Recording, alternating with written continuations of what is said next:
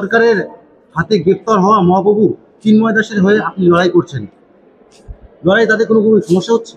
সমস্যা হয়েছে, যার ফলে আমরা চিন্ময় প্রভুর আইনজীবী, আমরা ওনার জন্য, ওনার লিগ্যাল হেল্পের জন্য লড়াই করছি।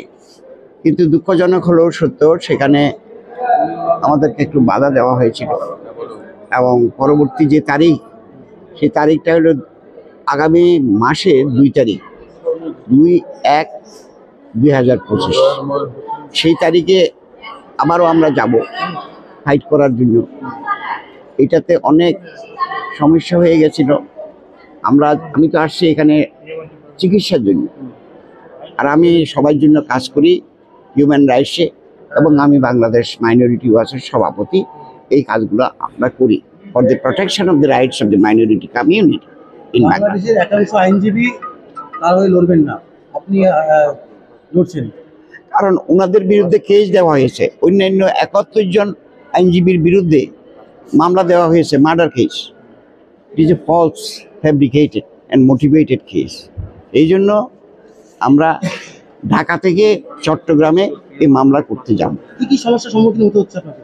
আমাদের তো পুলিশ আমাদেরকে যথেষ্ট হেল্প করেছে, গার্ড দিয়েছে, কিন্তু আমাদের সমস্যা হচ্ছে লয়াররা আমাদেরকে ভিতরে ঢুকতে দিচ্ছিল না।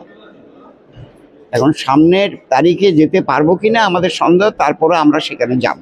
এখন বাংলাদেশের সার্বিক প্রস্তুতি নিয়ে কি বলবেন?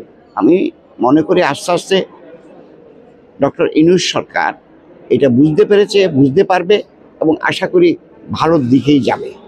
এখন বাংলাদেশ যেভাবে এগোচ্ছে, যখন তখন যুদ্ধ ঘোষণা হতে পারে, আপনি কি মনে করেন যুদ্ধ হতে পারে? যুদ্ধ হওয়া উচিত নয়। আমরা মানবাধিকার কর্মী, চাইবো যুদ্ধ যাতে না হয়, দেশে যাতে শান্তি থাকে, একটা কোএক্সিস্টেন্স থাকে, এটাই আমরা আশা করি। বাংলাদেশ থেকে কোথায় এসেছেন, কি করতে? আমি সারা বাংলাদেশ ডিস্ট্রিক্টগুলোতে ফ্যাক্ট ফাইন্ডিং করি, যে কোথায় অ্যাট্রসিটি হচ্ছে অন দ্য মাইনরিটি কমিউনিটি, সেগুলো আমরা দেখি। এটা অলওয়েজ আমরা দেখে থাকি। আজকে কোথায় আসলেন? হ্যাঁ, আজকে কোথায় আসলেন? আমি আজকে কোথায় আসলেন? কোথায় এসেছেন? এখন আমি হাসপাতালে আসছি, এইমস হাসপাতালে, কল্যাণীতে, ইন্ডিয়াতে। কোন পথে আসলেন? আমরা ওই বেনাপুর হয়ে। কোনো সমস্যা হতেছে? না, তখন হয়নি, কোনো সমস্যা হয়নি। Rabindra Ghosh, Bangladesh minority watch president of the organisation.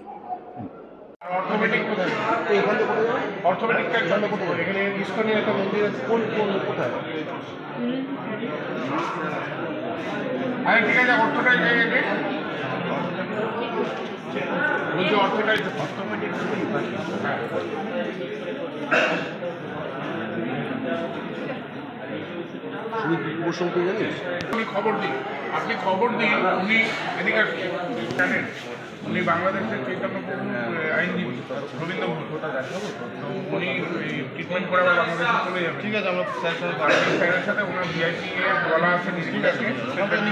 হ্যাঁ, আপনি বলুন, উনি এসছে, আপনি বললেন, আমি বললাম অর্থোপেডিকে আছি, আপনি একটু দেখে অর্থোপেডিক কেন না, ওনার অর্থোপেডিক দরকার, উনি মেন অর্থোপেডিক। টাইম দিয়ে দিছি, টাইমের আগে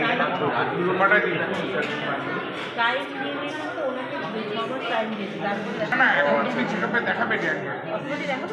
হ্যাঁ, ওনারা যে টাইম দিয়েছে অর্থোপেডিকে, আমি যদি আগে যাই ওনারা না কোনো অসুবিধা নেই।